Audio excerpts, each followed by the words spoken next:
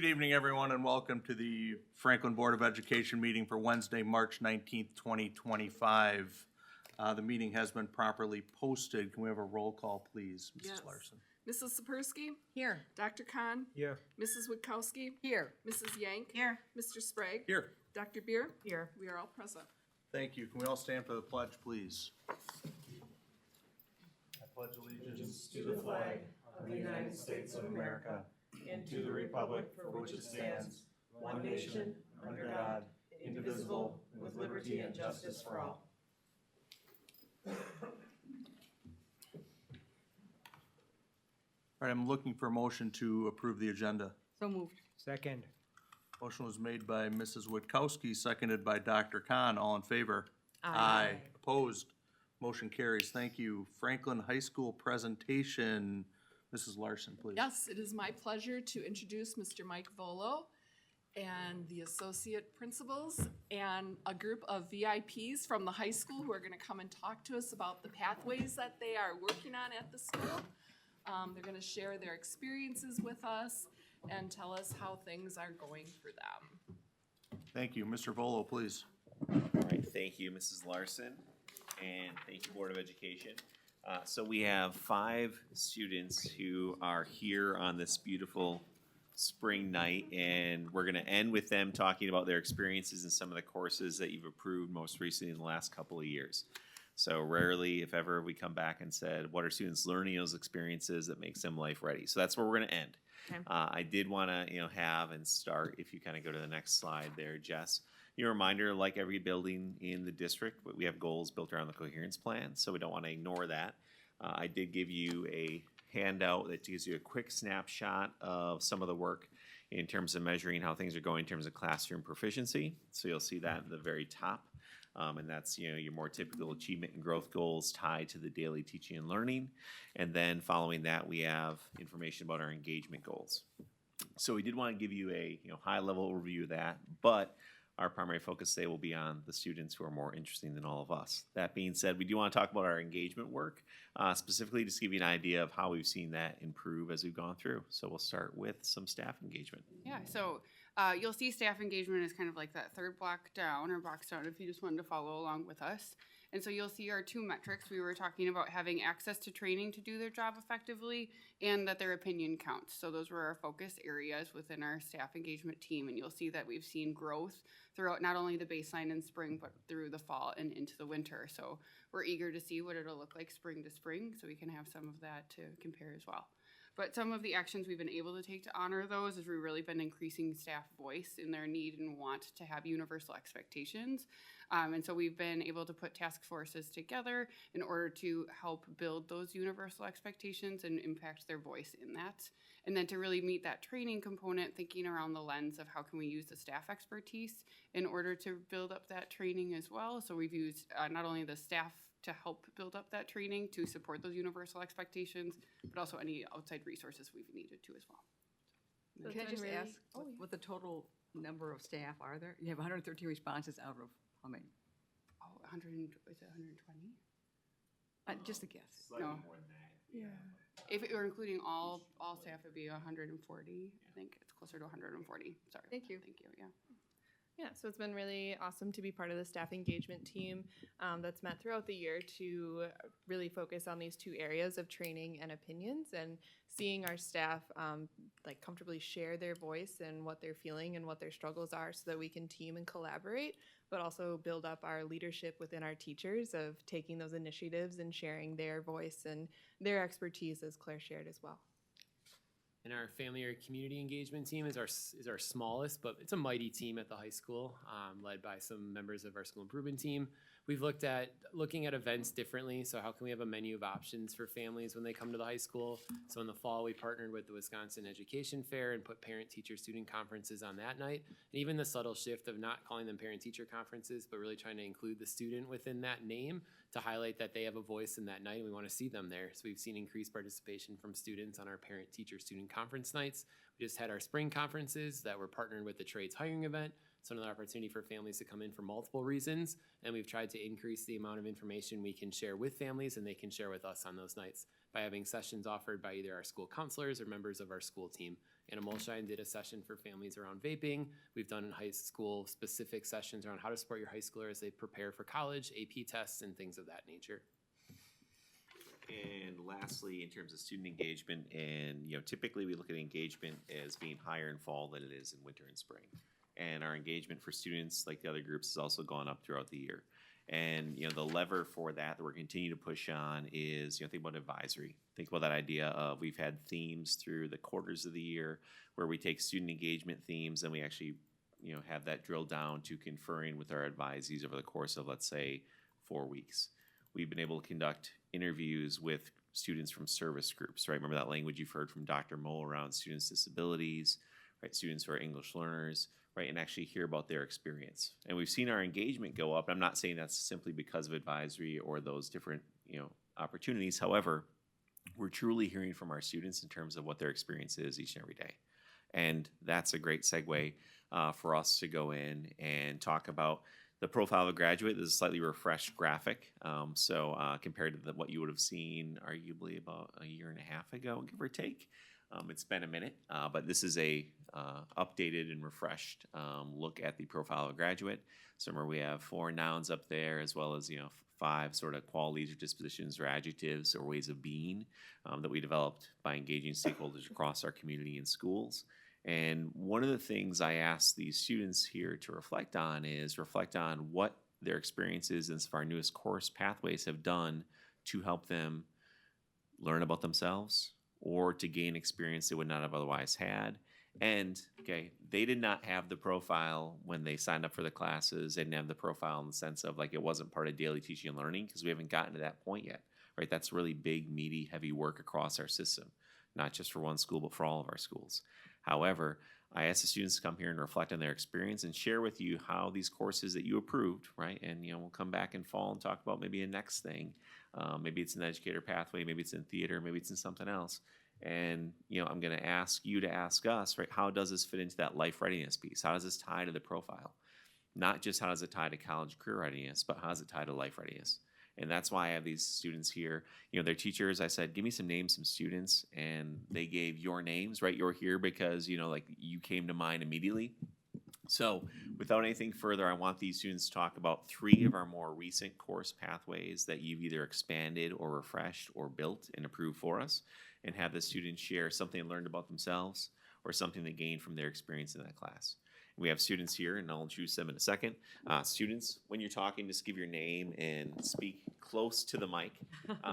Jack and McKenna will begin from the educator pathway and course. Ms. Walters is in the house as well.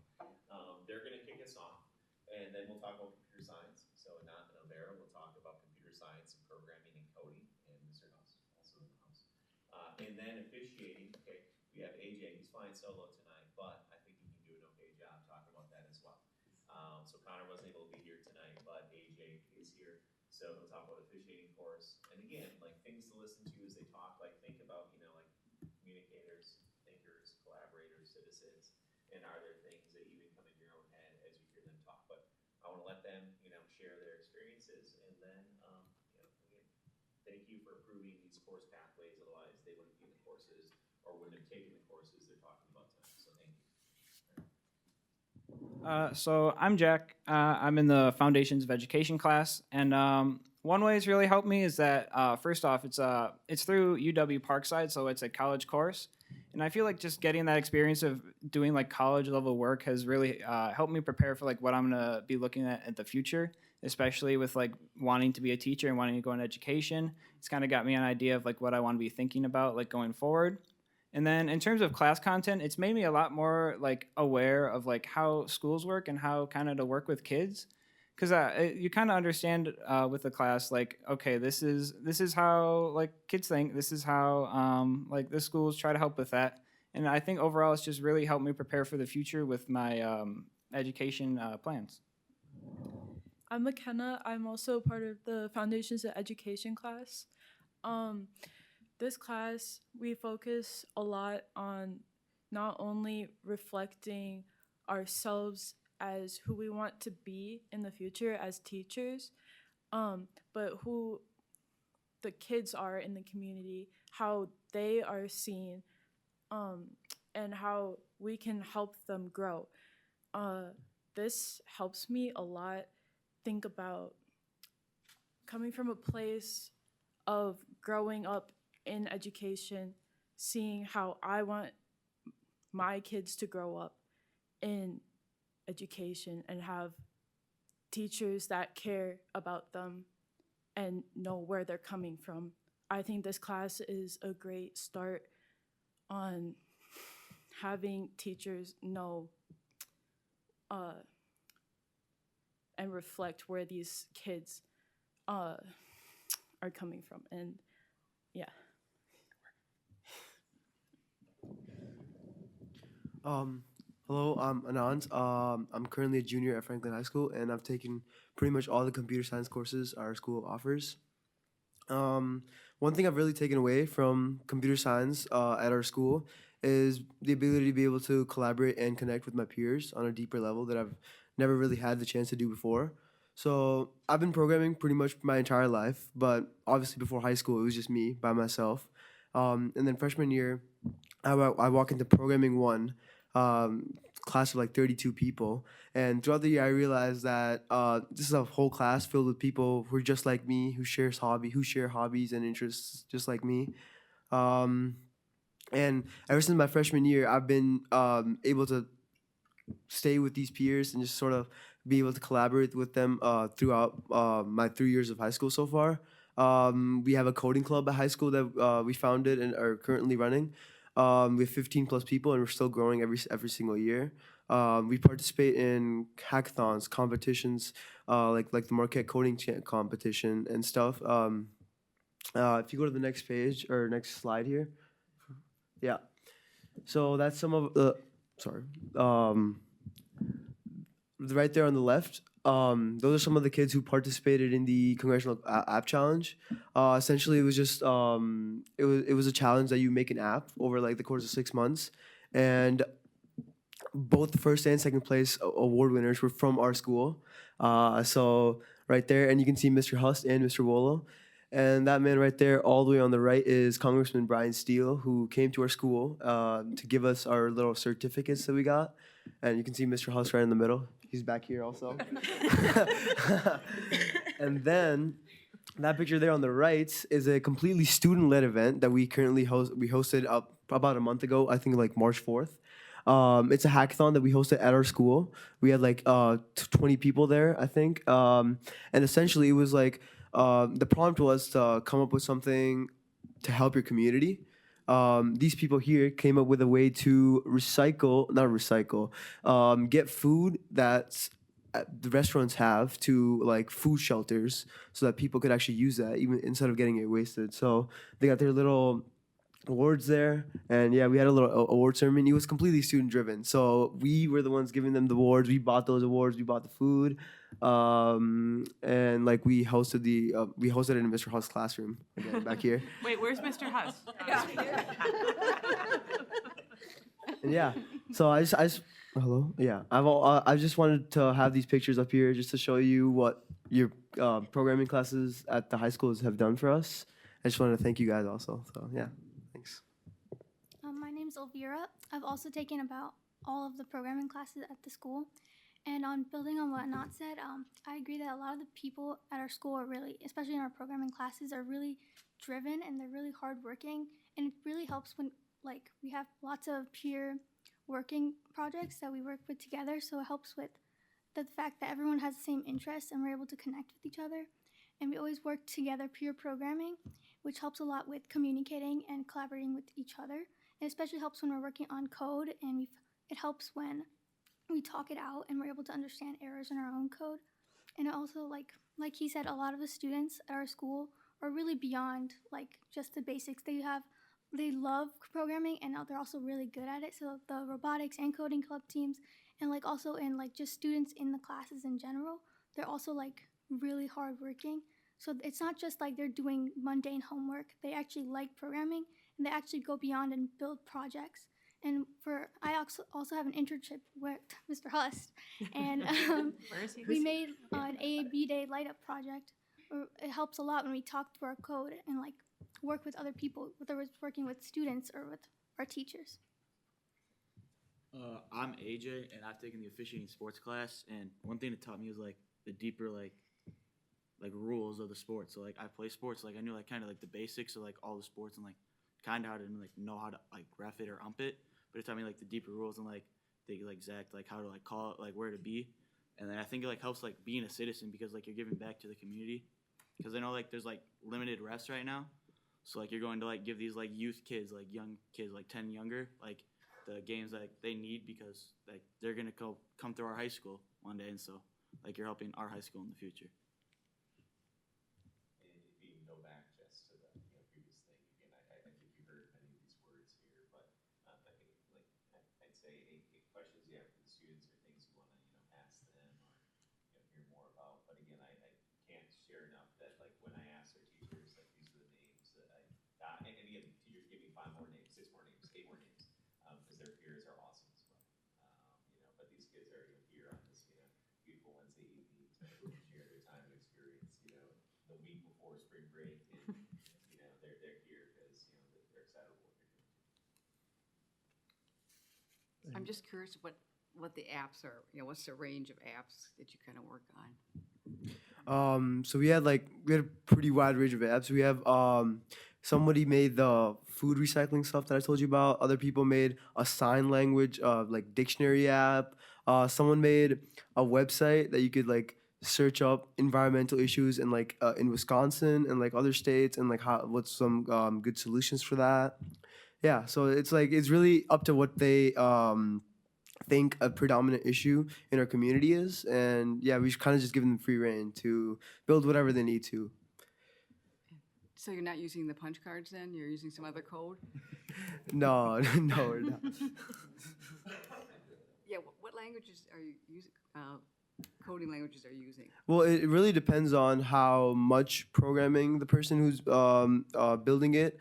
We don't want to make it closed off to only people who know programming, but also people who want to get into programming should be able to participate. So if someone doesn't know like basically any programming, but they've taken some of Mr. Huss classes, they can use CodeHS, which is like a visual block programming program. So they can make a pretty good app inside CodeHS, or they could use like any language like JavaScript, Python, whatever they think is fit. It's really up to them. Yeah. I was so interested from when I first heard about it with the refereeing and those classes. I just think you're going to be such a role model for other students, it obviously has to build confidence, be able to hold your ground. And I'm assuming it imparts a lot more than just the rules of the game.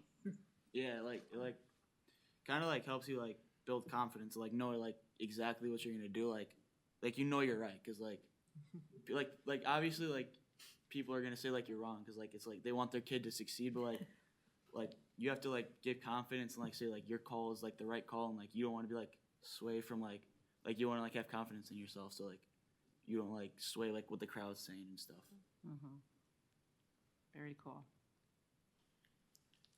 And I guess I have to ask, it's good to see that we have women in this class. Are women in coding classes? What's the? I think we have an answer. There definitely is less. Is that still minority? Why don't we let? Okay, I'm glad to see you're there. Go ahead. Yeah, there's definitely less women, but there are a few that really are passionate about it, and it helps when you have, especially in robotics and coding club. And in my computer science A class currently, there's only 2 girls, but it does help because you're able to connect with them easily, and it's still a lot of the people, even if they're guys, they're really understanding, and they won't there's not much of a barrier, although sometimes it can be a little difficult. But you just have to make room for yourself, and it's everyone's helps if you need help with coding. Pure programming really helps with collaborating with everyone in the class. Thank you. Yeah, thank you all for being here. Shout out to the teachers. Don't want to overlook our future educators. You are hitting me where it counts. So thank you. I just love teachers. So thank you for what you're doing and for the path that you're choosing. It's just admirable, and I appreciate it. Thank you. And I just want to add, I think one of the ways we as a country and as a community can grow forward and be still the number one and continue to be the number one is by your hard work and dedication and your creativity and innovation as such. We has been the number one country in the world just because of the hard work and dedication because of you guys. So continue to do that, and you guys, your work is very, very vital as such. Thank you. Thank you. Thank you for the kind words. Appreciate it. Good job, everybody. Thank you, everyone.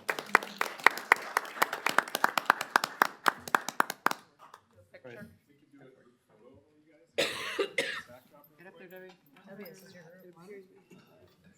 Lucky you're wearing your gear. I know. On purpose. What combinations do you want? You and me. Do like a first row and a second row, maybe administrators in the back, Both the kids, and then the kids in the front. Okay.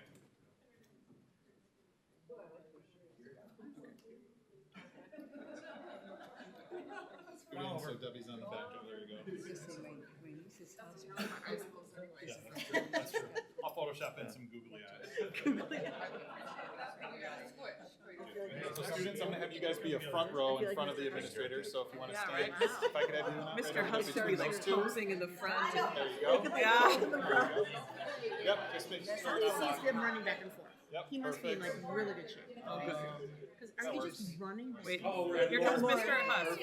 Maybe the kids can hold him. There you go. That looks about right. Quite sure about that, but it's not his full gig. Yeah. Oh, right. Looks good. I don't know his wife, but I want to. Alright, I'll take it on three. Every time I say three. Ask 1, 2, was- 3. is 1, 2, 3. Let me do one with my phone because the lighting in here. Tends to Okay. But he used to say, look at that. 1, 2, 3. 1, 2, 3. Perfect. Thank Thanks, you. guys. All right, and then, this is your very, very, very official. You were at the board meeting.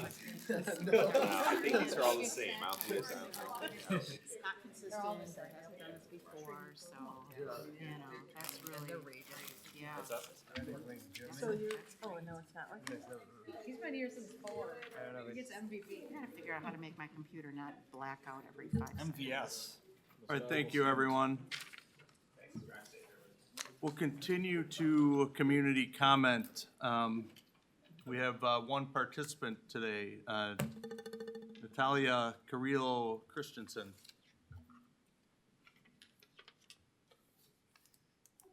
Can I just, Please have a seat. all right. Hello, my name is Natalia Christensen. I am an 8th grader attending Forest Park Middle School. And as much as I love having the privilege of going to this school, I believe that there are ways that we can improve to make sure every child has a accepting learning environment amongst their peers. Just last week, I was in class minding my own business and finishing up a project for a class, tech ed, and I was called a illegal alien by one of my peers. I'm Mexican American. Since this happened, my teacher in this class has been isolating me from my friends purposely, and making comments about how I need to control myself. I am being punished for being bullied in short terms. And not only is my teacher the only one pretty much bullying me almost, it feels like, my school counselor told me that I should keep quiet about what this peer said to me. This whole experience has made me feel very unwelcomed in this school, and if we want to create a place where every child can come to school and learn without the fear of being punished for their ethnicity, then we should make rules enforcing policies to protect groups that aren't the majority. We shouldn't force kids to cover up their ethnicity like it's against the dress code. Everybody should be accepted and respected by everybody, and there should be no leniency on that. There should be no exception to racism, bullying, or harassment for any reason. Racism is racism, and tolerating racism is racism, no matter how you justify it. And that's all. Thank you for your comments.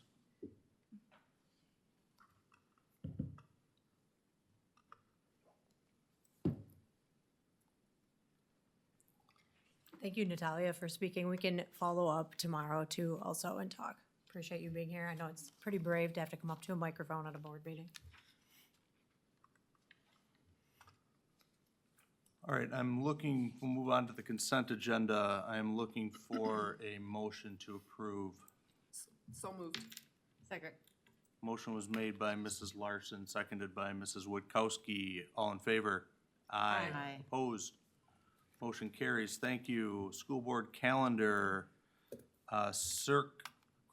building groundbreaking ceremony on April 9th at the ECC at 10:30. Regular Board of Education meeting on April 9th as well at 6 at the ECC, and April 23rd also at 6 p.m. Key Communicators meeting on Tuesday, April 15th at Forest Park Middle School at 5 o'clock. And the Franklin Public Schools Business Partner Breakfast will be Tuesday, April 29th at Ascension Southeast Franklin Campus. And that will be at 7:30 a.m. District Administrator update, Mrs. Bennett, please. All right, thank you. Good evening. Thank you to our high school team and students for being here tonight. It was nice to hear how the courses are carrying out and appreciate the whole administrative team being here this evening also. As Mr. Sprague just mentioned, the Community Education and Recreation Center groundbreaking will take place in a few weeks on April 9th at 10:30. It will be off the parking lot on this side here on the, what we call that, southwest. So at 10:30 a.m. that day, so we're looking forward to having everybody here for that. They will hopefully start moving ground a little more out there as soon as the weather cooperates, so not like a day like today. Franklin Forward update, we continue to work through the schematic phase portion of the work, so pretty similar to what we've talked about the last couple months. In the next 4 to 8 weeks, we're hoping that the core planning team and consultants can be through the design phase, so really getting scoped in on what that architectural plan looks like. Right now, it's still kind of shifting those boxes and looking at that. We did meet with the city the other week. It just really was introductions to the engineers, inspectors, public works, different key people with the city team, meeting our consultants and meeting our team and our owner's rep, so we can start to have regular scheduled meetings, make sure that we understand what the city needs for planning commission meetings and council meetings so that we have everything, so we can keep the project moving on time and make the best use of our taxpayers' dollars through this work. We have an agenda item. Our next one is for April 9th. So Mike Hacker, our owner's rep, and myself will both be giving a more detailed update to the work that's going on. Congratulations to our fantastic staff and students that put on the performance of Addams Family the past weekend, starting last Thursday. My family got to enjoy it Sunday. It was a packed house, and that's what I heard about all of the evening's performances. It was an outstanding show from the costumes, the lighting, the performers, the pit band, every part of it. I know I'm missing pieces to it, but the students did an outstanding job. 70 plus students involved, plus our very own staff that help choreograph, direct, lead the pit orchestra, build the sets, all the pieces that go into it, including many board members who have students that are a part of that production. So next up at the Sabre Center, we have Forte Theater's professional main stage production of The Secret Garden. So that is the first 2 weekends in April. Our Better Place to Work Task Force, we're pretty familiar. This has been going on about 1.5 years.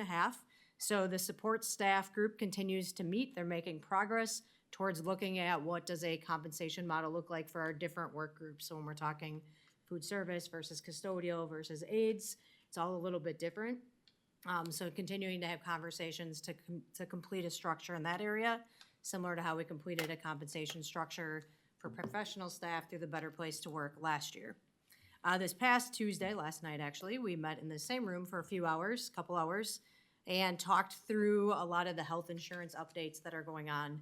So as we remember back to January, we had the preliminary budget for next school year. We estimated 10% health insurance. We got the news that that's actually increasing by 19%. So we started to share with our Better Place to Work committee what some of the options for that budget could be for next year. So we've been working with Brown & Brown. Had 4 options that we shared last evening, 3 more that Brown & Brown is still working on.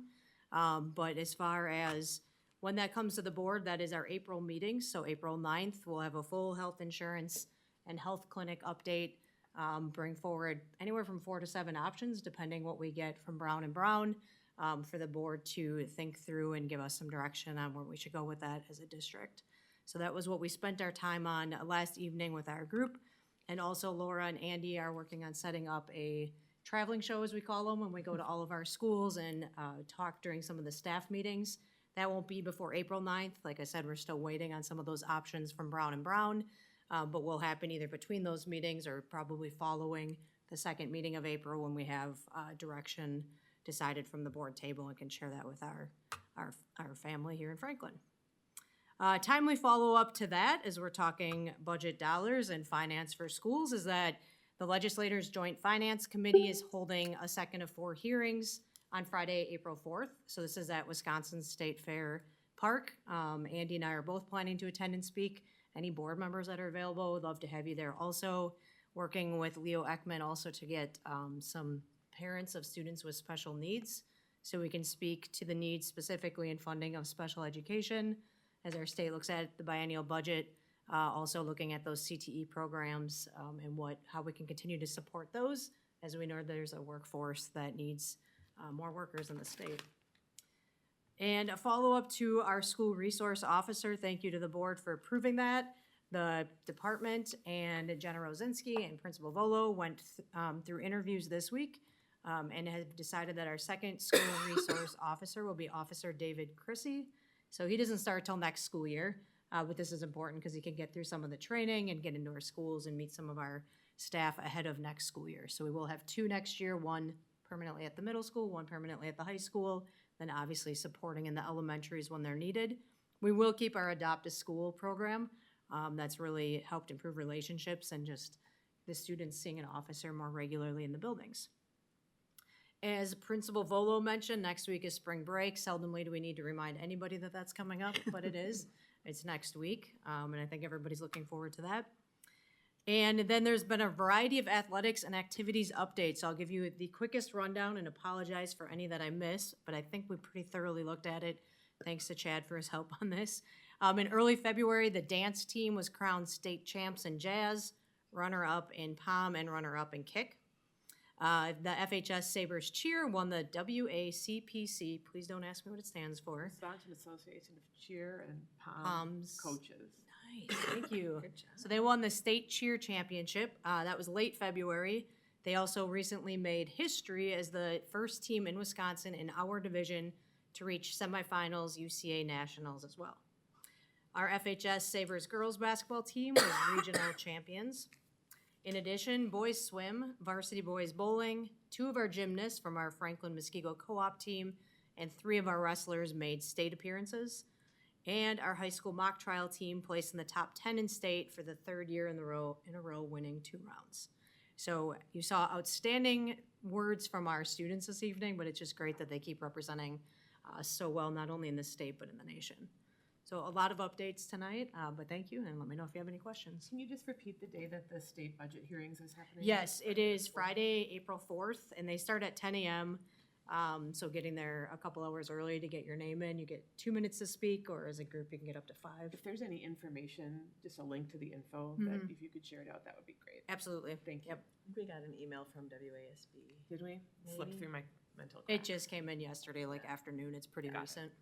And just a question on the health insurance, will we hear what happened with the initiatives that were started last year? Were they successful, or, what happened with those? Sure. Yeah, we'll have Garner data.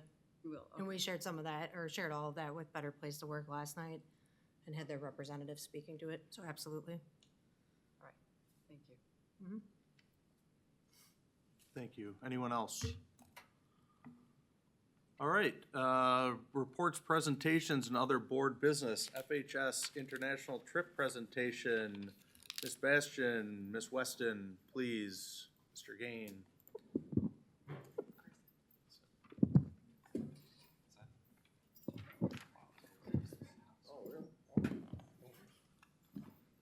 Everybody, one of the things, by the way, at if you go past the little school improvement snapshot, there's another one just has international travel. Yep, perfect. Thank you, Dr. Beard. And that was put together with Mr. Gain and Ms. Carson in terms of just thinking about with other educators as well, how do we have something that makes sense that can like serve all the different educational opportunities we have there. So just sharing that with you to know that like that conversation was, you know, staff initiated and led in the sense of like, all right, let's talk about all the different things we want to do and different groups want to move and, you know, have something out there so we're not stepping on each other. So with that being said, I don't know if Tricia and Pat, you want to? I'll start. All right. Sure. My name's Pat Kane. I'm a science teacher at the high school. I'm directly down the hall from Mr. Hust. I've been teaching here for 12 years, and I was fortunate enough to take students to Costa Rica in 2019, and we all know how that came to a quick stop moving forward. So we'd love to start that again. And we are proposing a trip in the summer of 2026 for Costa Rica once again. Having been there and experienced it, I have a lot more insight on how to plan, and I've done a lot of homework and comparisons between opportunities, and I'm very confident and excited that we can give the kids a really great opportunity. I'm proposing that we're going through Explorica. I did go through EF tours last time, and we had a great experience. I could show you the highlight video. It's awesome. But given the circumstances with some price increases and some opportunities with an additional day versus EF, as well as 3 additional tours that we could take, I'm hitting a lot of the great things we had last time, but hoping to add to those opportunities as well. So we sent you all of the information prior to this, and so maybe I'll just let Tricia speak about her trip that she's proposing, and then you can come back to either of us or both of us with questions. Would that be fair? All right, let's do that. Hi, I'm Tricia Carson. I'm the German teacher at the high school, and I traveled with Franklin High School German students last year during spring break, and my goal would be to travel at spring break of 2026.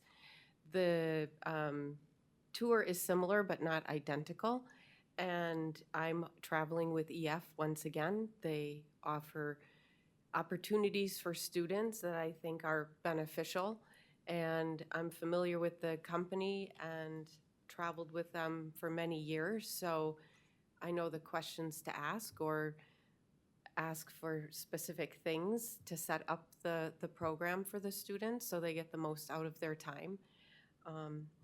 And I'm happy to answer questions if you have any. Does anybody have questions? How'd your trip go last spring break? It was great. So we had a student who is wheelchair bound go with us, and we checked ahead of time, can EF accommodate her? That was a bumpy road at the beginning, for sure. Europe just is not set up for wheelchairs. And I also think that when they contacted restaurants, for example, or we did a boat tour, and you know, I think everyone thought, oh, someone can just carry her up the 3 stairs and we'll just fold up the wheelchair and we'll just put it in the restaurant. Well, it didn't work like that. So that beginning part, honestly, was bumpy. Everything else in the beginning part and the whole trip went fine. And the rest of the kids went with the flow really well. It was maybe the 3rd night we couldn't get in the restaurant, and the tour guide suggested that I refuse service. So I did. And all the kids on the trip, and there were parents as well, they all just went with the flow. So we said, right next to our hotel, there's a grocery store, and we got there, and they were closing in 20 minutes, and kids all walked into the store, which was a great experience, honestly.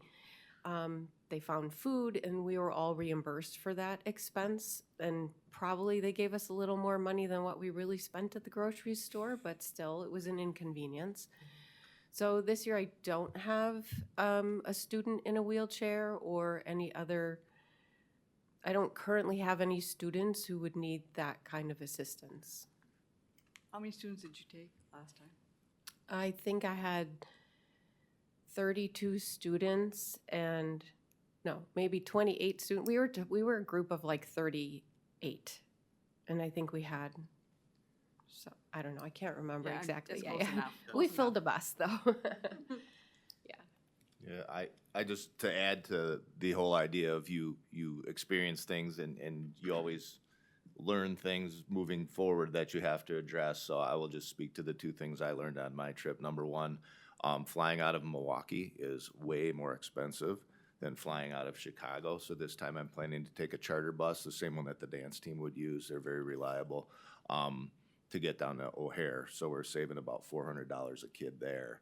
And then the other thing that we did was we made it so it's gonna be a private trip. We're not gonna be traveling with other schools. Obviously, the unpredictability and the unfamiliarity and the different goal mindset, like who's here for what reasons. I just want to have that one group of Sabres all on the same bus, making it happen and making the memories. So there's additional charge for that, but with the numbers, it will be waived if we hit, I believe, 25 students. Do you find that language is a barrier, or how's that? I mean, they don't. In Costa Rica? Yeah, they don't necessarily speak English there. Yeah, you're right. I mean, I got my pack of gum from the supermercado pretty good. It wasn't a problem. No.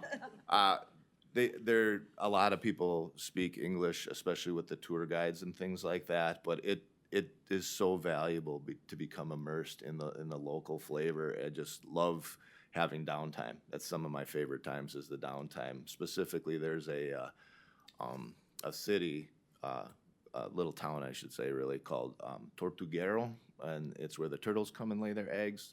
And it's only accessible by boat, and we visit the primary school there, and we walk the streets and meet the locals, and is just so valuable. And that's where you pull out whatever Spanish you have and you work through it. And honestly, I can tell you that the ratio I have for students to chaperones will allow me, hopefully, if I get enough students, to perhaps bring a world language teacher along with me to kind of help out.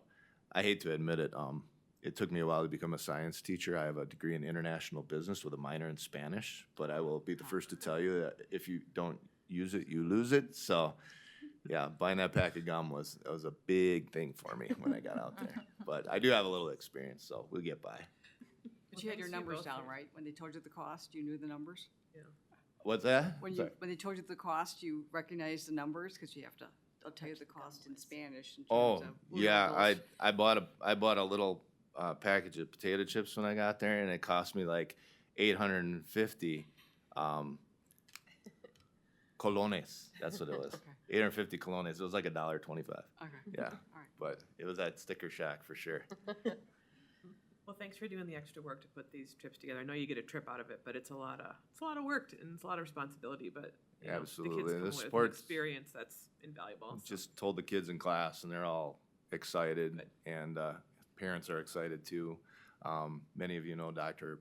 Patty Golden. She went on the trip with me last time as a parent with Haley and Hannah Beckman, her kids, and I know Helena is going to be qualifying for that, and I'm gonna, if y'all approve this, I'm going to call her first because I want her as a chaperone, not just as a doctor, but she's amazing with kids, and those are the kind of people I'm going to surround myself with for this trip, hopefully.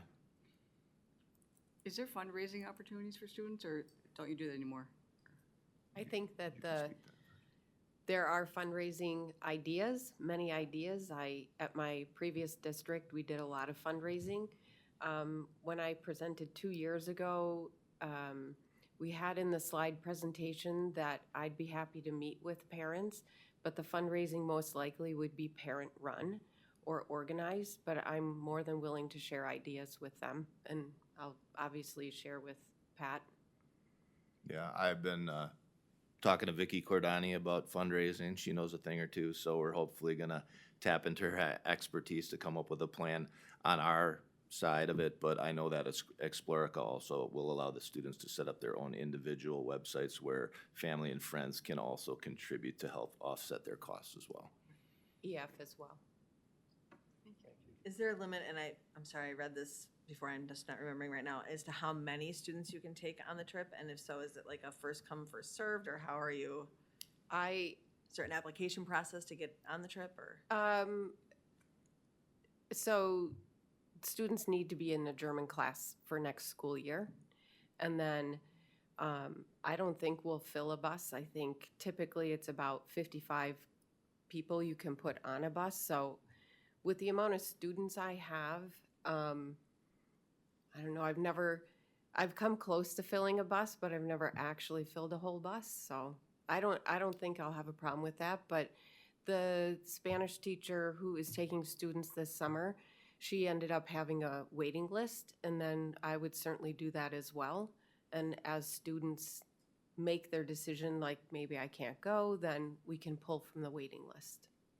Yeah, I don't have a magic crystal ball as far as my interest goes or what the maximum would be, but 35 is a number that sticks in my head that is manageable, will fit on a bus, will give us some elbow room, and allow me to maybe target an age group that will allow for a trip to happen every 2 years and get those students that are in that, that same age level, thereabouts within a year of each other.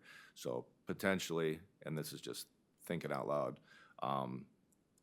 the summer of 26, that would be students who were finishing their junior year, going into their senior year, or who had just graduated.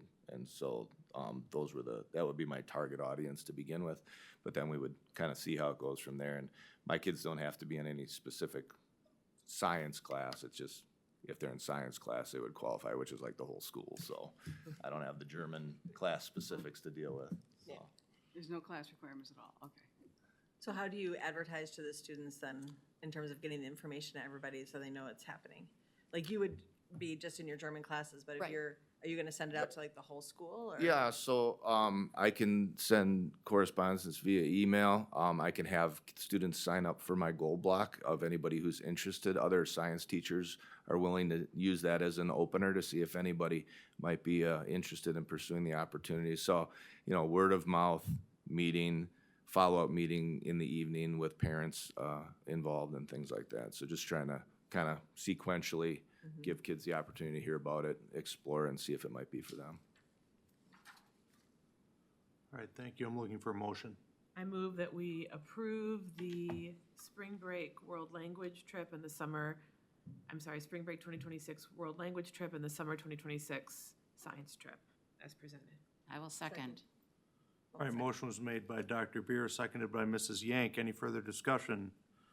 All in favor? Aye. Opposed? Motion carries. Thank you. Thank you. Thank you so much. Appreciate it. Summer, fall 2025 early college credit and start college now request approval. Mr. Volo, please.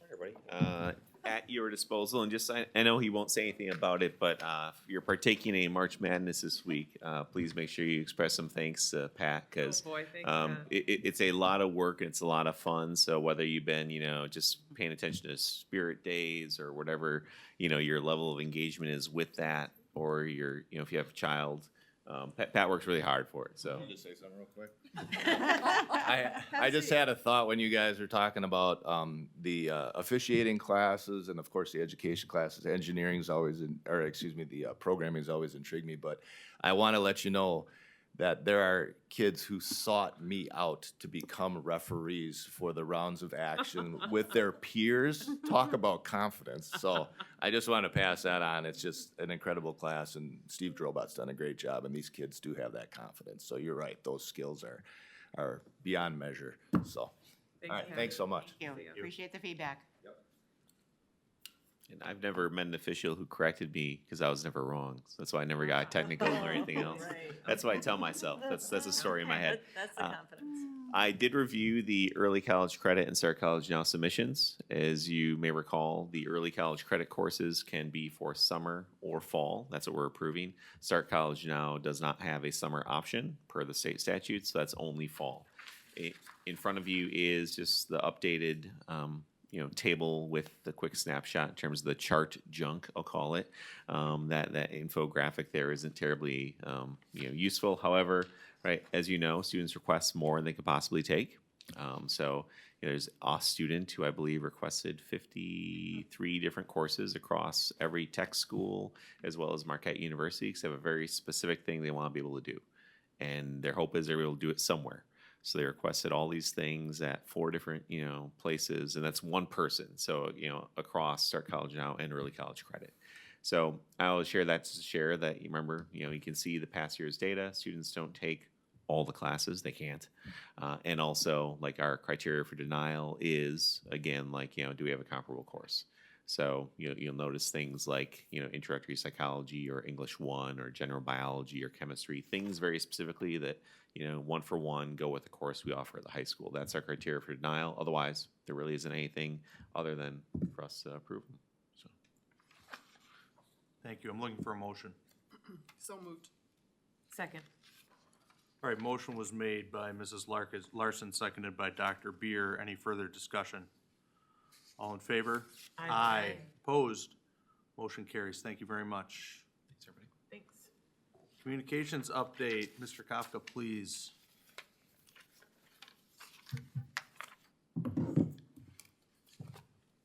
How we doing? Well, thank you. All right.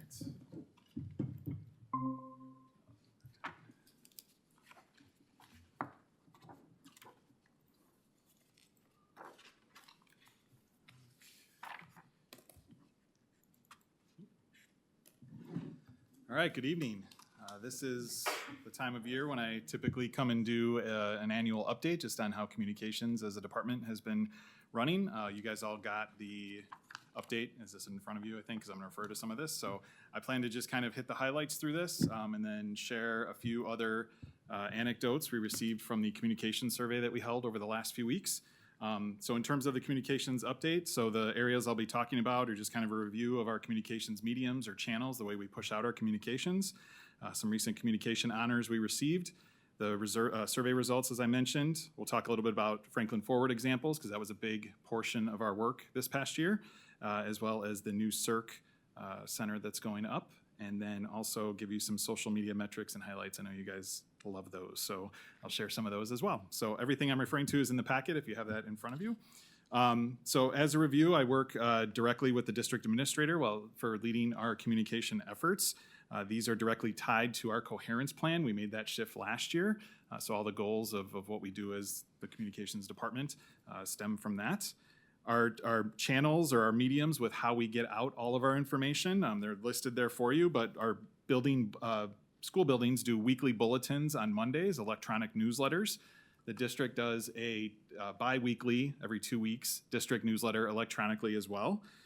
We do the Franklin Find staff newsletter. That's every 2 weeks, opposite of the district newsletter. That's just for our staff. That's for all internal updates from our department. So I coordinate that with our department leaders here at the district office. We started in 2023, I believe, the Focal Point, the 4-page mailer that you're familiar with that goes out in the mail. We started with doing 2 to 3 a year. We were kind of trying to feel what our groove was for that.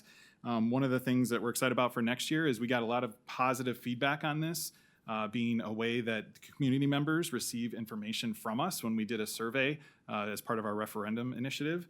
And so this was the #1 way people heard about some of the things that we were doing. And so we're going to up this to 4 times a year for next school year for 25-26. Opening Doors is the 1-pager, front and back, color item that we do in the city newsletter. So the city is gracious enough to let us put that in there as a vehicle for getting more information out to our community members. So that goes out 4 times a year. So I oversee and publish that. And then we also put out in the Franklin Neighbors magazines that goes to some of the residents in Franklin. I don't decide where it goes, but they're able to take stories from us, and so we put stories in there for free, and they just want stories from the school. So we put usually 2 to 3 stories in there. That goes out monthly, and I help to publish and create those as well. Outside of the publication aspect, I handle all of our school messenger notifications. So when we have to push out email blasts, text message blasts, phone call blasts to our families, there's a great comment later in the survey that I'm sure you'll find funny. I manage our website. I take care of our social media, Facebook, Instagram, Twitter. We started publishing to LinkedIn this year, which has been great because when you publish on LinkedIn, those that are employees of Franklin Public Schools or have worked ever at Franklin Public Schools, they can attribute themselves to having worked in the district, and so that just is like our branding is out there more. And so we don't see a lot of engagement on LinkedIn, but it's just nice to have those stories cross-posted there. And then if people are looking for us as a place to work or just information about us as a district, that's another platform that is available on. some communication honors that we received this past year. So through WISPRA, which is the Wisconsin School Public Relations Association, we can submit different publications or items or videos or things that we work on. And so we were awarded 3 awards of excellence. When WISPRA gives out their awards, there's 2 categories. There's awards of excellence, which is the higher tier, and awards of merit, which is the lower tier. And so we were given 3 awards at the higher tier. We were given one for just our Franklin Focal Points, just as a district publication, and the way that we tie that back to our messaging of being a better place to learn, better place to work, and part of a better community. We were given one for the current state video series that I did as part of the Franklin Forward work that was showing all of the different areas we plan to address at the high school, things like the athletic spaces and the CTE spaces. And then we also received an award for the one-pager that we did after we received back the community survey. We put together this one-pager that kind of encapsulated all of the results. And so this was pushed out through our newsletters and digitally and available on our website as kind of the snapshot of, if you want to know what the survey said, this is what the survey said. So they felt that that was also an award of excellence for that piece as well.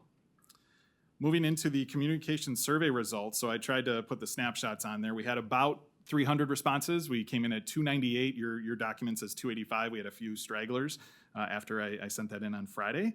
So I want to hit some of the highlights and some of the takeaways from the survey.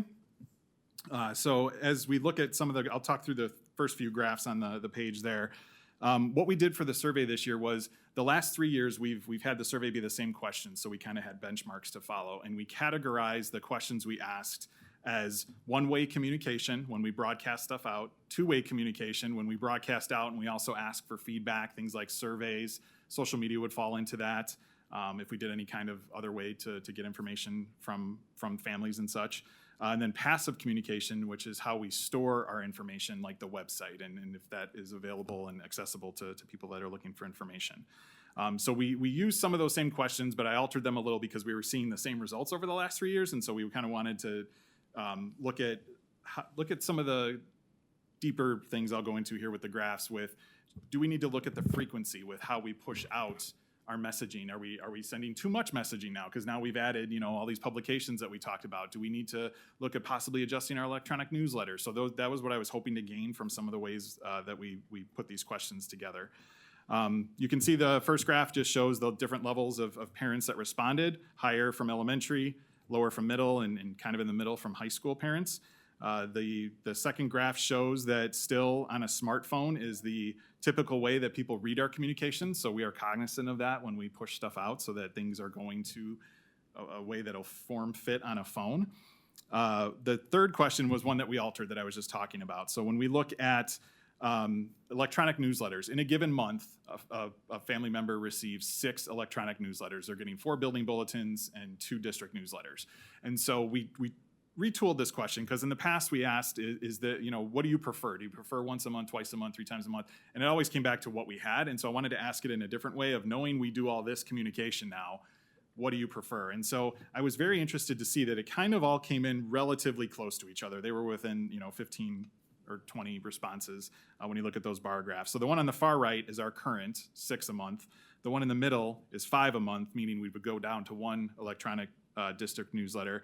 And then the one on the far left is 3, meaning we would only do building bulletins every other week and then 1 district newsletter. So we're going to talk about that and see if we want to adjust that as we go into 25-26 and possibly retool a little bit how we do our electronic communication, knowing that this came in this way. If it was overwhelmingly one over the other, I don't think there'd be a discussion, but knowing it's kind of in that middle there, I think we need to discuss what that could look like.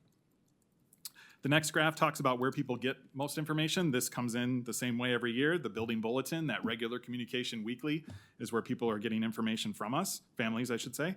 And then the second is actually school messenger blasts over on the right, and then close is the district newsletter. So those tend to be the top 3 when we've surveyed over the last few years. A fourth that's interesting to mention, and this was the same way last year, is direct contact with a teacher or a staff member. So some of the comments that came in anecdotally are people love getting that direct communication from a teacher. There were a few comments about it not being consistent across teacher, and what could that look like? Do we need to encourage a regular and kind of systemic approach to doing that, where teachers send something every 2 weeks or something like that? So those are comments that I'll share with the principals, and we can discuss what that could look like. handwritten notes, we sent some of our schools, they all get postcards that we put together, and so they can do a handwritten note and mail that home, and so that's been well received as well, and that was mentioned in the comments. As we move down to the graphs in the middle there, this was just how would you rank our one-way communication. The past 2 years, it's been in that 4 or 5 range, and you can see that's still consistent here, meaning higher quality or high quality. Which social media platforms do you use the most? So Facebook has always been the top. Instagram has been slowly and continues to grow.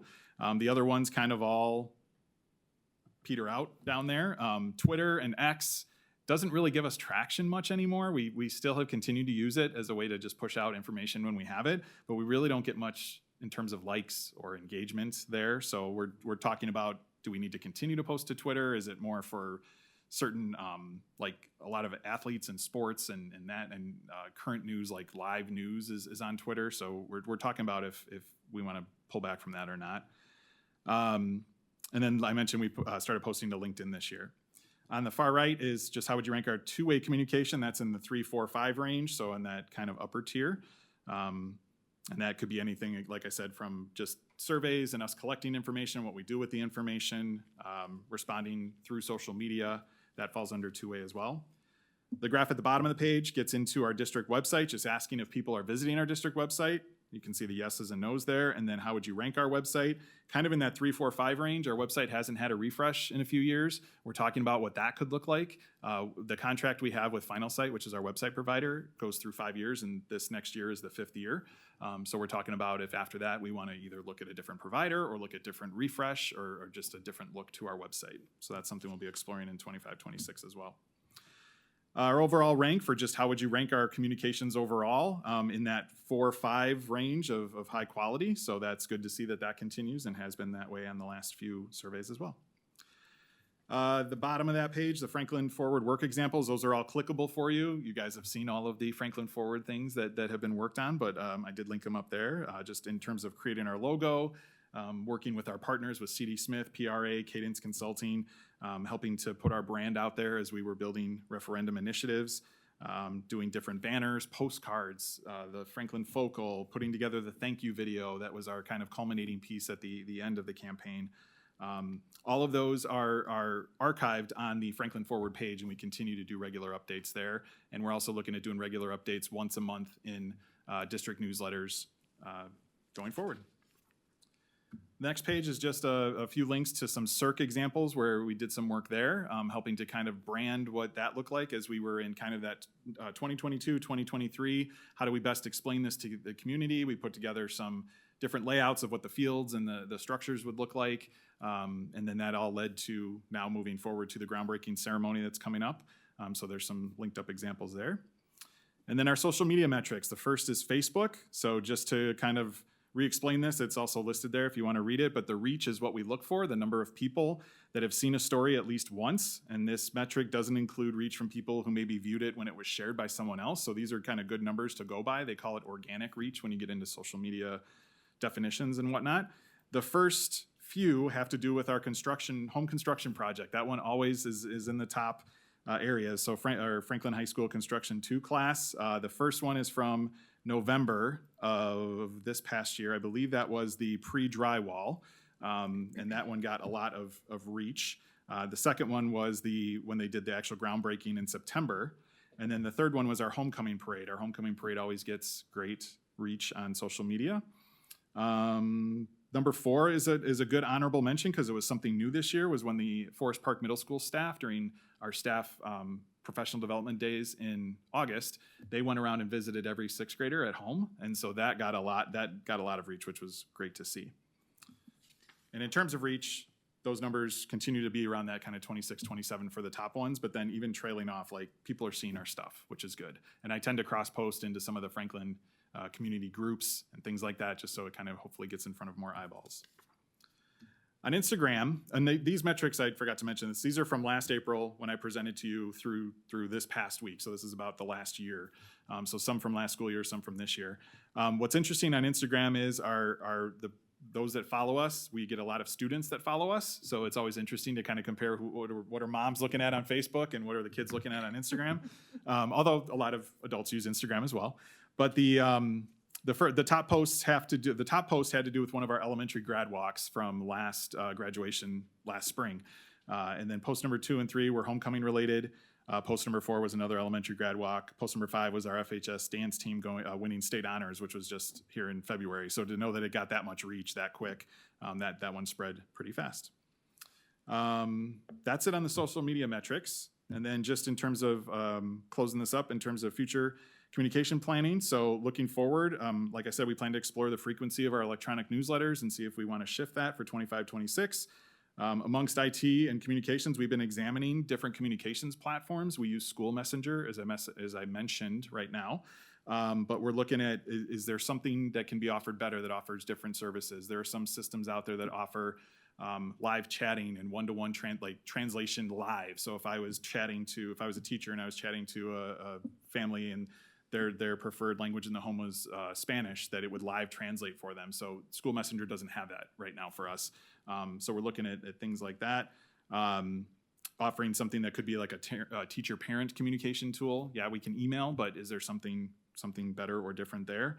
And just a better user experience for our families. Our messages go out right now, and they don't really go to one place for the parent. And so there are some apps out there that do allow for that. And so we're exploring those. From the survey, I just wanted to read a few highlights. So we asked on the survey, which we didn't do in the past, we asked what are some areas that are positive areas for our communication? What are some areas of growth or areas that you see for struggle? So I'll read the areas of growth first.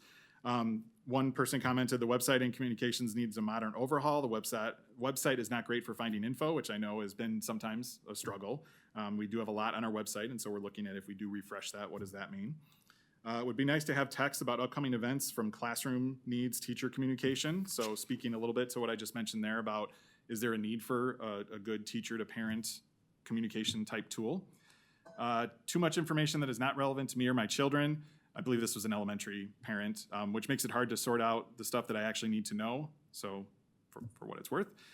Somebody wanted us to spread more on social media about when we have spirit weeks. So we can talk about doing that when we have spirit weeks at high school or the other buildings. More streamlined communication would be better. I had no idea the school district was using so many different communication channels. Shut down the Facebook Franklin Moms group. Lots of misinformation and negativity. I thought that was interesting that they thought we control that. Consider shifting the district information into the school newsletters and then putting more of an emphasis on frequency and consistency of the teacher-parent communications.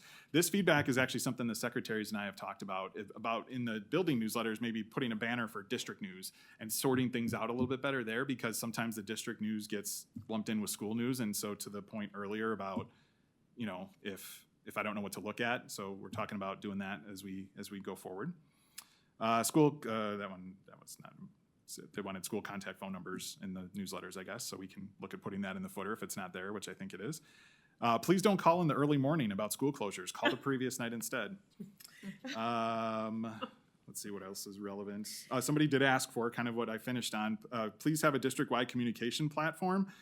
That way it will streamline all communications instead of different emails from teachers, principal, district. It would all funnel into one. This person did mention they came from another district that had used a tool called Parent Square, which is one of the ones we're looking at. That I already said. Yep, that I already said. And then the positives. So one of the positives was communications well done. I always feel like the info is available if I need to find something out. One person wrote they love the handwritten positive letters from staff. The one-way communication around emergencies, weather notices is excellent and very thorough. The newsletters are consistent. We rely on them to know what's going on at the building and district level. We also enjoy the positive messages that social media posts convey. They foster a sense of pride in the district and for our family. I thought that was just that was all one comment. Text messages for urgent situations are extremely helpful and catches my attention immediately. The district newsletters are a great read. Keep up the excellent work, Franklin. Franklin District is fantastic. We have experience with others, and we really appreciate the effort to keep us informed. There's one or two others here. I love that we get to provide feedback to the district. This is the kicker. Whoever provides the voice for the school cancellation calls has a wonderful tone and sounds super intelligent. Did you fill out the survey? That is what my boss said to me this morning when I told her I was going to share that one with you. Text messages have been helpful with reminders to complete specific requests, quick responses, and accurate escalation goes to the right party. We love our school's weekly bulletin. It is very informative. So wanted to share those with you. Yeah, and I will take any questions you guys may have. Please, Linda. Linda? So do you think that the Franklin focal point and the opening doors are kind of getting to be duplicated? I mean, do we need to do both, and how do you see them as different? That's a great question. So one worry that we have is with the opening doors being in the city newsletter, like it's within the city newsletter. So are enough people seeing it? We haven't really measured that. We don't know. The benefit of having the focal point is that it's our publication that we're actually pushing out. So when it goes in someone's mailbox, we know they're seeing it because it's the thing that they're pulling out. We do make a conscious effort to approach both of them differently. So one of the things we like to do in the opening doors is we try to do the student, or sometimes we have staff, we've done community member, the talking heads on the side. We also try to focus more on what's in the opening doors. We've been putting some of the CERC updates and things like that in there. We put the Sabre Center events in there.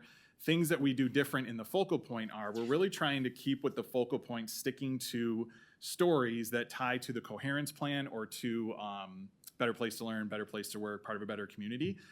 So this last one, you kind of see we had these badges for the different areas of the coherence plan, the strategic priorities. And so when we're doing the stories in here, we're trying to specifically target and tie to that. So it's more of a district piece, and this is in the city newsletter, and I feel like it ties to, occasionally we have a feature story in there about something going on in the schools, but I feel like it may get lost in the city newsletter sometimes. So I think we can still utilize both. The cost for doing the opening doors is not that much for us to do.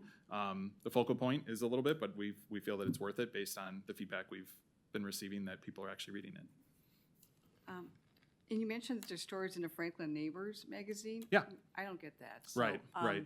Could you put them on the website so that we all can enjoy them? That's a or- great question. I've asked them to send me the digital copies, and they did for like 1 or 2 months, and I just think it gets lost in their process. What we can do is scan them when we receive them and then just put those stories on. I can make a folder like I do for the others and just have that available on our comms update page. A lot of times it's a repeat of things that we've done that we've already showcased, like in a newsletter or in a True. social media post too. Yeah, that's true. That's true. But yeah, we can definitely do that. And you can just request that. I didn't get the neighbors thing, but then they were doing an article about something I contributed to. Yeah. And so you just call them and ask if you can be put And on their mailing list. That was me. My Oh. question is, could we just ask them to send one to the board? Like if a board member happens to not live in the right neighborhood to get that, Yeah, could we just, so that we are aware of all the stories that are going out? I will make a note of that, and I will talk with my person, their board members. Send it here. If you all could list your addresses one by one. Go ahead, Mary. Although, I mean, it's good for, why don't they send it to everybody? I mean, It's an advertising. It's tool. advertising. Okay. Yeah. So I mean, Okay. the purpose But- behind this, it's advertised driven, and so they're sending it to an exclusive Targeted. magazine serving the residents of Franklin's fine neighborhoods is how it's categorized at the bottom. Of I the think, front it, cover. Not in a it fine comes to neighborhood. Right. the new Thank you. neighborhoods mostly. Yeah. Because when I still opposite the high school, I used to get it. But now, on my lane It's where I live now, random. Yeah. it's randomly picked up. I think We always get have- 2 copies here because you Yes, get one and I I was get gonna say one, that, so I yep. could leave mine by the mailbox. Like, Yeah. and We always I have put mine in copies the here. board Yep. mailbox. Darlene puts them in the front, in the front foyer area too, like in the magazine holder. We'll put them in there as well. But I will ask about getting you guys on the mailing list. Yeah, they profiled the coffee people, and Grace had no idea. I brought in my copy. Yeah. And she's like, oh my gosh, here's the kids. Yeah, So yeah. that was so cool. Yeah, that's awesome. My aunt lives in Greendale and she gets it. Oh, for heaven's sake. The Franklin one? The Franklin. Oh, that's interesting. That's where I always get it. So she reads it and then gives it to me. That's so funny. all. From Greendale. Oh my Nice. God. Carol probably So don't worry about Yep, it too much. she probably requests it. Yeah.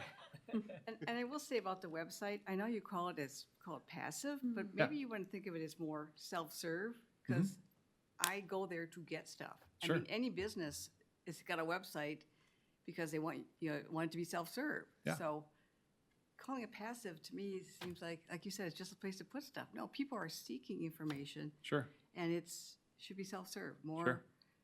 a different focus than just I'm just sitting it there, Yeah.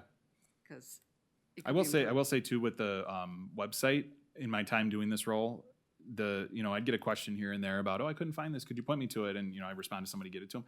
Those questions have also drifted off. So either people are able to find it or websites. I mean, I think websites too are just kind of becoming not like the place people go. Like they sometimes contact someone to get what they need, or if an organization has a different way that they're pushing out information. I don't know. It's interesting to study and look at if websites are still It's certainly as not prevalent. where I go for up to minute, yeah. breaking information. I think Yeah. a lot more people go to social media for that. Sure. And so I think it's difficult for people to change their habits. Yeah. And then I'll talk out of the other side of my mouth for a second. It is important for us to have the website because, like we're saying, when we have Franklin Forward updates as a page or CERC updates as a page, that's where we're going to park it. So if we have to reference it, if I see something on social media that's being misconstrued or misunderstood, I send them the link. Hey, here's where all the information is. So it serves its purpose. But I understand what you're saying about self-service. Businesses, they don't want you calling them, they want you to go to their website. Sure, And sure. do your business at the website. Yeah. Well, and our menus are structured as such that they trickle down and hopefully get people to what they're looking for. If they start with parents or community or contact has the directory under it if they're looking for contact information. One thing I think a lot of people are using the website for is the calendar. Yes. And that would be one place. I don't know what we can do to Yeah. be consistent with every school using it and having things up to date. Oh, okay. On that calendar. I think that's a struggle I've seen myself personally and heard in the community as well, is that consistency piece with the calendar. Like Sure. athletic events are pretty consistent, but like individual school events, maybe not so much. So, Yeah. but that's what I hear when people talk about the website. It's like, oh, I went to the website to check the calendar and I didn't see this or something. Right. So Yeah, I'll share that with our building principals and secretaries because the building secretaries manage it and they know if it's a school event, it should go on the school calendar. And then that all feeds to the website. That's all a Google Calendar that they manage.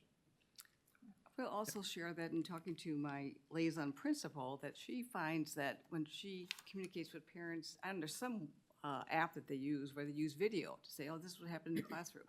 And she finds that there's much more engagement with a video as opposed to any kind of, words. Yeah. So I know they're using something to kind of, increase that engagement, but it's through a video and not. Sure. Sure. We dabble in that. We sometimes do a live stream. If we're at an event, I'll just do it from my phone and say, hey, this is happening now, if it's something that people are welcome to come to.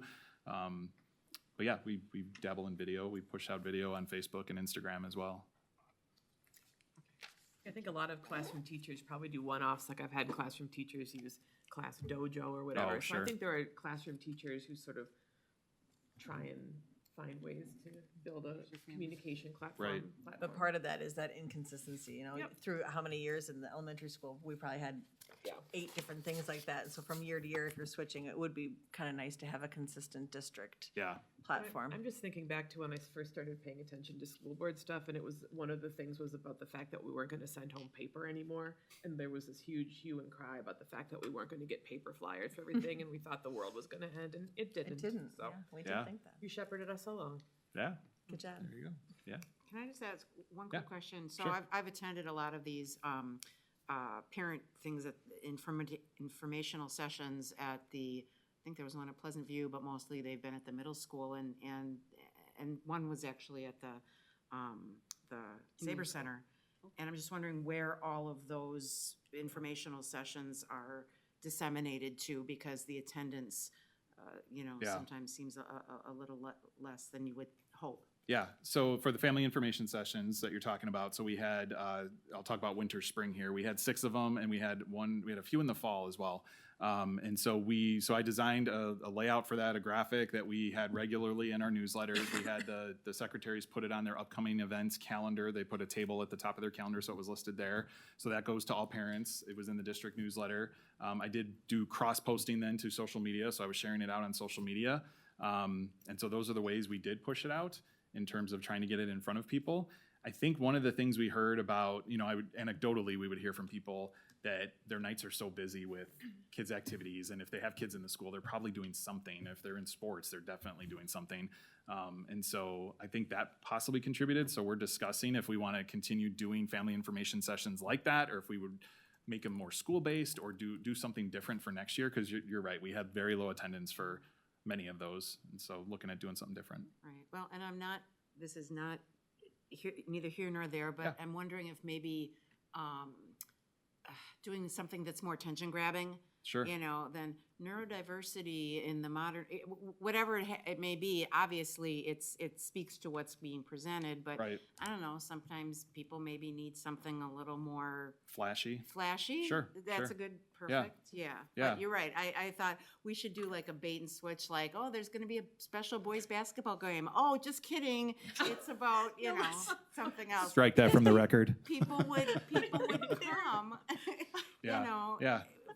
for something. Yeah, it was hard to promote those because we got descriptions of what the sessions were and if it was a guest speaker or you know, we had a headshot or things like that, and we tried to say, okay, this is what it is, and tried to put it in a bite size, you know, whether it was a horizontal graphic or a square graphic, to put that out to people. But I understand what you're saying about something They were to so good and something so to grab. informative, Yeah, and thanks. just the people prepared so hard for Sure. those, Yep. and it was just Yeah.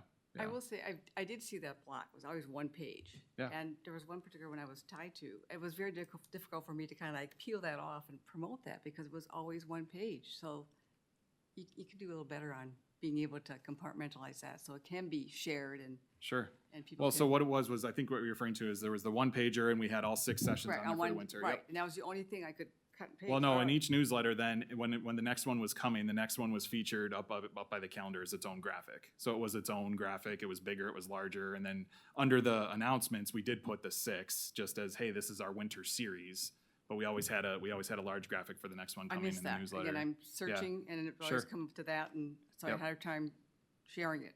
Sure. So I Yep. could have done it. And the survey that you reference here is really just parents, is that correct? Correct. Yep. So I'm not in there as a community member.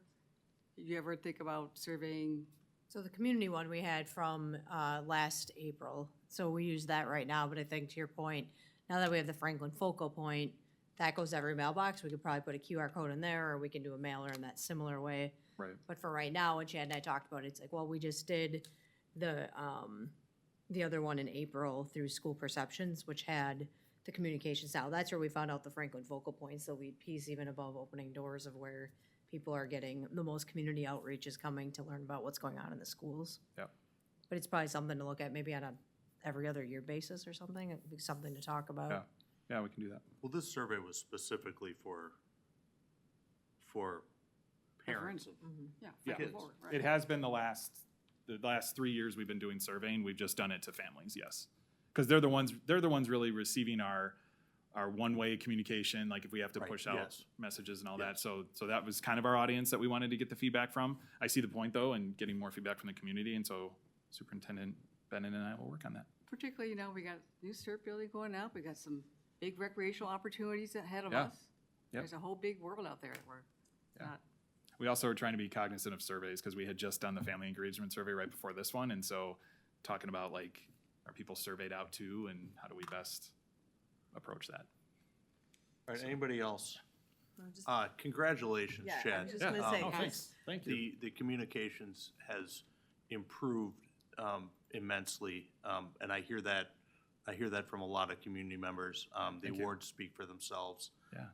The referendum stuff was amazing, and we look forward to continued improvement. Thank you very much. Thank you for your time. Thank you, Chad, for what you Thanks. do. Thank you.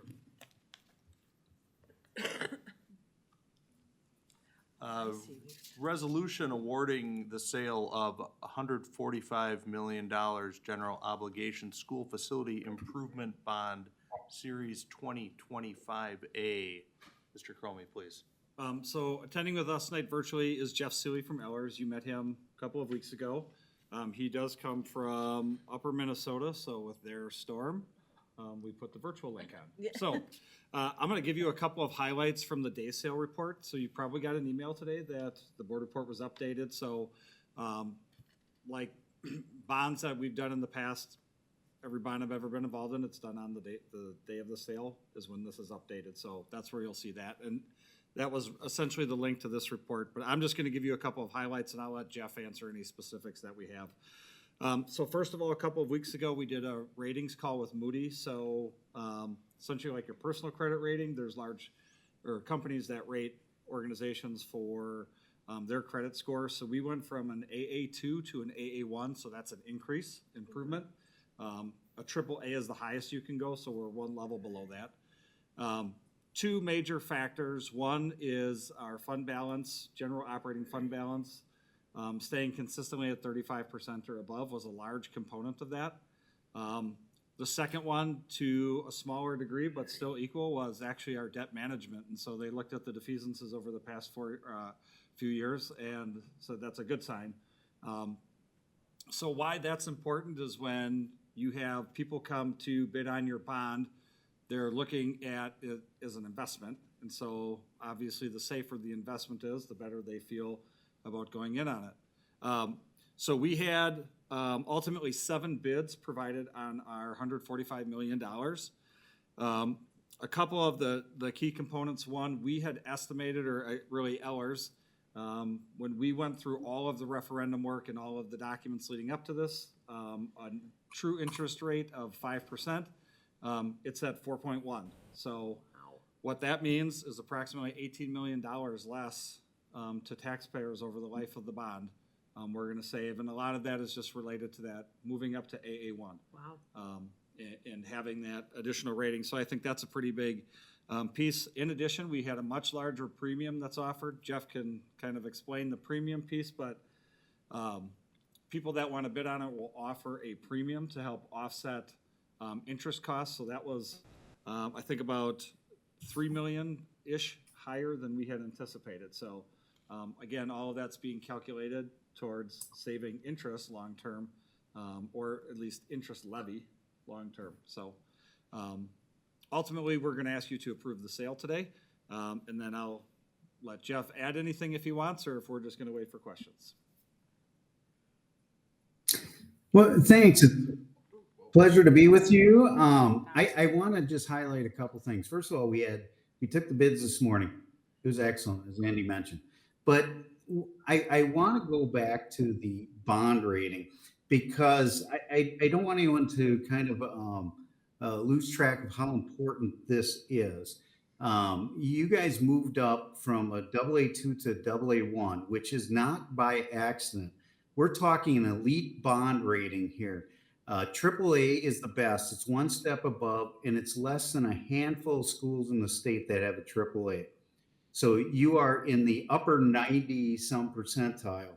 And again, that doesn't happen by accident. It takes commitment and strong leadership of the business office, Andy, his staff, and it's also a team approach. It takes support and commitment by the superintendent and the school board to position the district in the manner in which you've earned the AA1 rating.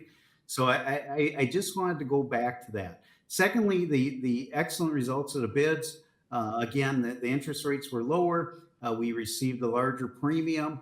Combine that, and you're talking over, roughly $20 million less in levy over the 20-year term of the bonds. So excellent results. Yeah, if you have any questions, I'm happy to answer. Congratulations. Yeah. Yeah, pretty awesome phone call to take this morning. Yeah, I bet. I have a question. So when is the call dates? Do we have call dates in this, and when are they? If you couldn't hear Jeff, it's do we have call dates and when are they? Yep. So the call date is April 1, 2033, and that is when you're allowed to refund these bonds using tax-exempt refunding bonds as opposed to taxable. You can refund it ahead of that using taxable bonds. However, it isn't likely to save you money, at least in this environment. In 2030, it might be a little different, the environment, but you're looking at April 1, 2033. And then all the maturities after that, and Andy has that on, those are the ones that you will refund for any types of savings at that point. Okay, and then I have another general question.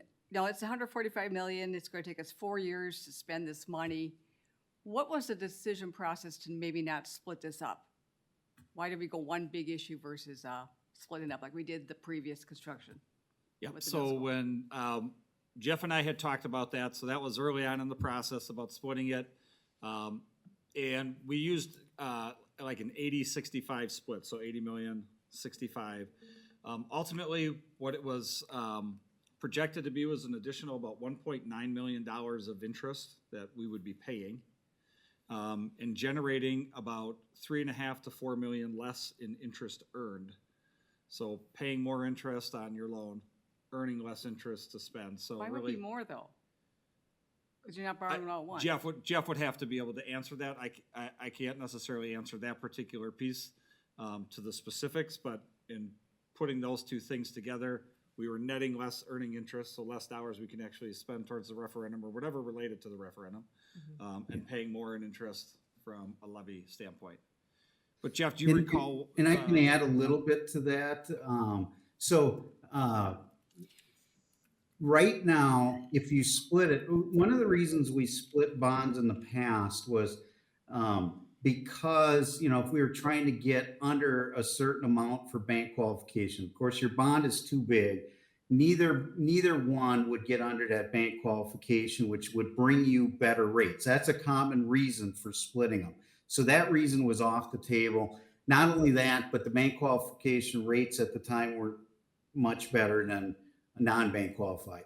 So that didn't factor into it. So what factored into it is you could, if you split it, if each one was 20 years and this bond number 2 came 2 years later, you'd have 22 years to pay, which then results in a little bit of tax reduction, if you will, per year over that 22 years. However, what we decided to do is kind of stay with the 20-year term, but add another payment.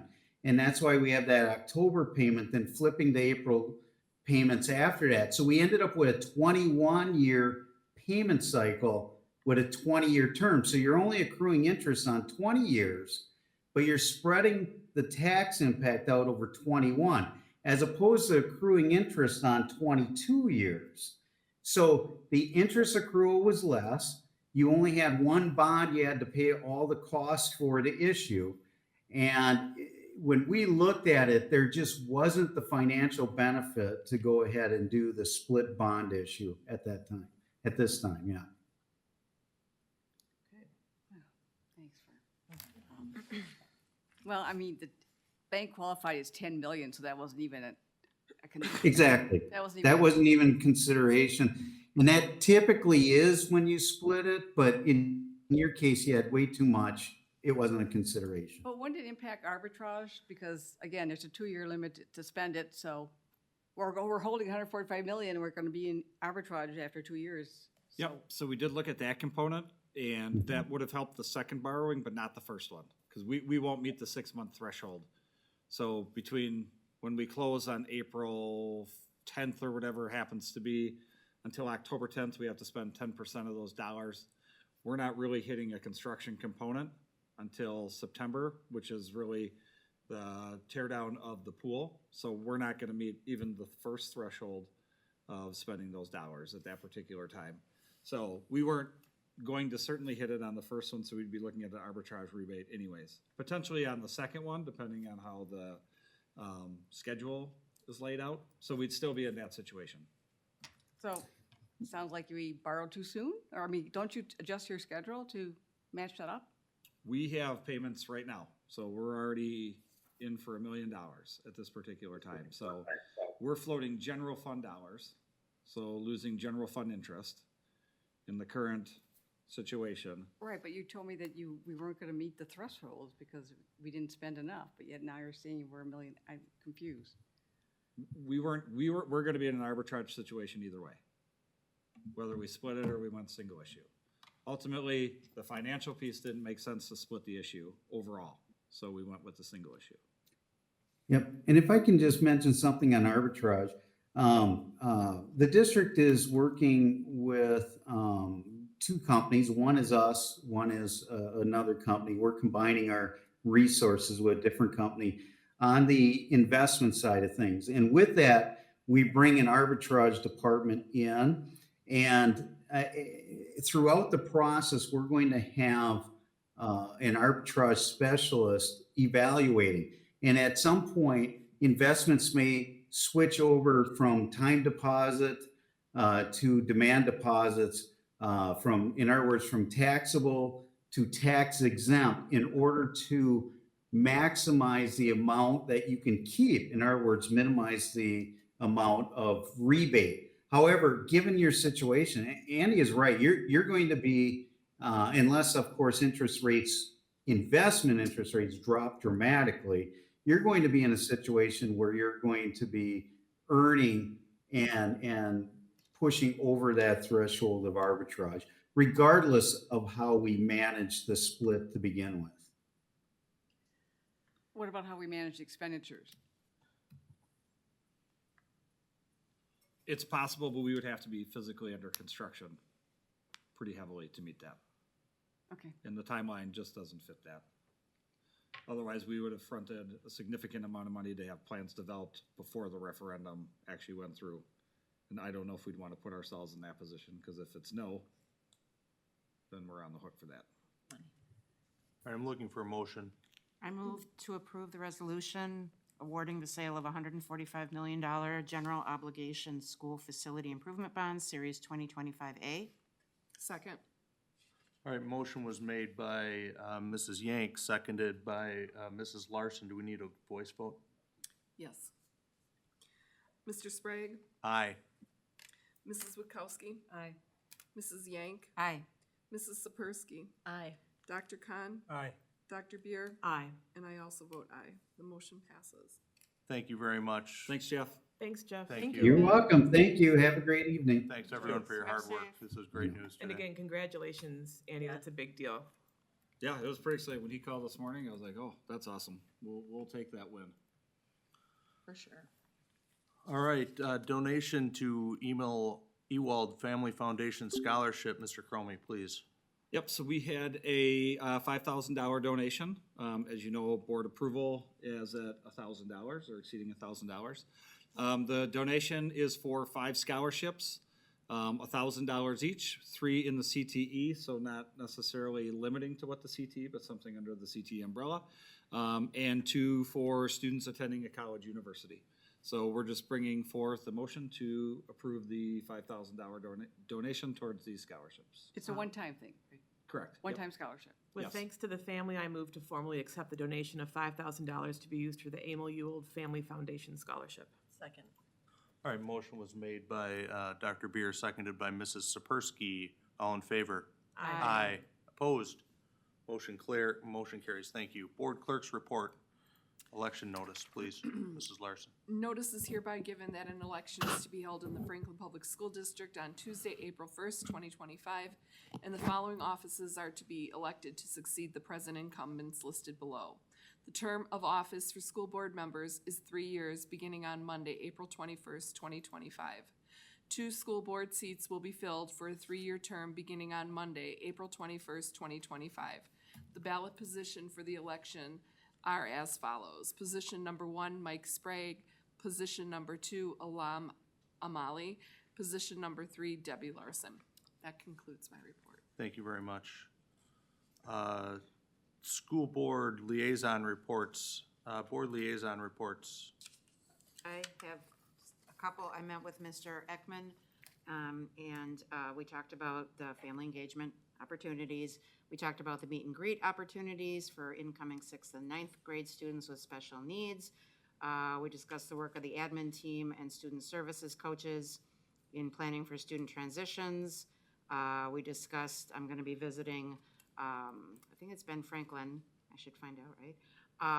A visit for the early childhood special education program in early April. And then we went to the neurodivergent, was it neurodiversity session earlier this month. And then I also went to the resource fair that was put together by Grace, which was incredible. I was blown away by how many resources and services and agencies were there. And I hope they're all there next year because they all do great work and they're so passionate, serving this population. It was incredible. Thank you. Anyone else? I can report from the Education Foundation, just a couple upcoming events for everyone to be aware of. We have our spring consignment sale coming, and pickleball. I know you're all big fans of pickleball. I hope you'll come and play pickleball at the Education Foundation pickleball event, which is on the 26th of April. Sorry, consignment is on the 12th of April. And then, of course, the golf outing is Friday, June 13th. So save the date for that as well. Another big Education Foundation event. We are awaiting our scholarship applications to start going through those so we can award our Education Foundation scholarships at the Senior Honors Night in May. I was also at the resource fair, and also at the presentation. And as a side note, I also attended a national conference on learning disabilities a couple weeks back. So lots of research going on. Thank you. Anyone else? Angie and Mary and I attended the WASB Day at the Capitol last Wednesday. Just last Wednesday. Yes, we learned that our budget is likely to be very delayed, so that was a sad bit of news. So. Is there why? Or just Yeah. because of usual? Awaiting Supreme Court decisions on veto power. There's an additional component related to Governor Evers' veto, line item veto of the 300 years Yeah. for 325. And one side of the aisle hates that, and the other side of the aisle hates that they hate that. And so, Can't we all just get along? No. Well, and it's super and awesome it's for going to everybody court, involved. right? Yes, super awesome. And the- Meanwhile, our students don't get the funding. Well, the panelists sort of debated on how late it might be. Yeah. Senator Quinn thought it might be August, and Representative Kitchens thought it might be earlier than that, based on the schedule. Yeah. So it's And- tied to the election too? Supreme Court changes? Possibly. And we also met with Senator Weingard and Representative Whitkey. Representative Whitkey with representatives from Racine and Whitnall, and Senator Weingard with those two, and Greendale and Greenfield. Yeah. And they. Good conversations. Good conversations. They seem to both care about education, and Cautioned us to not get our hopes up. yes, about special education funding. Oh, even about special education? I thought that That's was really, we very much had a focus across the board with the group that was going to be our main talking point. And yes. There was very much in common with all the board members I talked to that day, and I think there was 300 people at the Capitol. I, of course, did not talk to all of them, but I did. But the 10% transfer of your budget from general fund to special education fund is pretty common, and people are wondering how they're going to overcome that. So, it was quite a bit more focused than it was last time I was there, and we'll see. It was very focused. So if you are so inclined to continue to communicate with our representatives, either as a board representative or on a personal level, I think continuing to sort of frame it, because special education funding is something that, in theory, is supported by a wide swath of both our elected officials and the population in general. So they cited a Marquette poll that came out several days before our day at the Capitol that showed that I think it was something like 75% of people, these are just general people surveyed, highly support increasing funding for special education, and that cut across political ideation. Anyway. I would add, there's some discussion around a standalone bill related to that doesn't have a line item veto ability. Oh. That would be separate from the budget as a whole. That would be good. So, who knows where that goes, but. Yep. Anybody else for school and community engagement reports? I think we all ended up reading at our different schools, right? Yes. Yeah. That was so fun. Yeah, How what a fun great is day. that? Like, That was What a so great day. fun. I love trying to explain to kindergarten and first graders like, what does school board Right. mean? Oh, we did try. I They don't- struggled with that in kindergarten as Yeah, well. you know, like, well, yeah, it's like, how do you explain that to a kindergartner or first grader? We make rules. That's kind of what I defaulted to. We make the rules to keep you safe, but it was fun to be in with students, right? I thought it was. I don't know. I wrote a children's book with my brother. It's not something that I heavily publicized because it's kind of a silly bit of fluff. But so I took that in, and they thought that was kind of cool. And so then we all got to sign the book together. As it was fun. Yeah. That's great. Yeah. Yeah, there seemed to be a lot of interesting reading things going on around the school. They had a March Madness reading contest going on at Pleasant View. And they're also they had one book they were reading also, the whole school was reading, so. Yeah, I think the Mike and students I were did- oh, go ahead. engaged and asking all the questions about profession, about travel. Yeah. I showed them my video of my medical mission trip, how refugees camps are. So I was very intrigued by that. So it was very, very, very, very interesting to see their reactions and wow. I was gonna say, you and I did the knowledge-a-thon. Oh, that's right. We did do the knowledge-a-thon at Southwood Glen. Yeah, Did you know the answers? I did. I did. I I even tested knew the fourth grade kindergartners, I answers. think. Way to go. All right, anybody else? Future agenda items, Friends of Franklin recognition, Recreation Department update, or tax levy update. 25-26 Board of Education meeting dates, technology report, Franklin Forward report, health insurance, health clinic, S&C Electric Company donation, policies 5011, non-discrimination of students on the basis of disability, 5420, appropriate use of seclusion restraint, 6435, delegation of local education agency representative duties for special education. Countrydale School presentation, Sabre Center update, Neola board policy, district administrator evaluation closed session.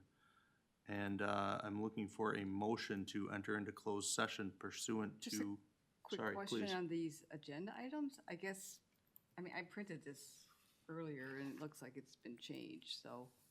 I mean, it can happen, but it's the first time I've seen it change. So it does get added to?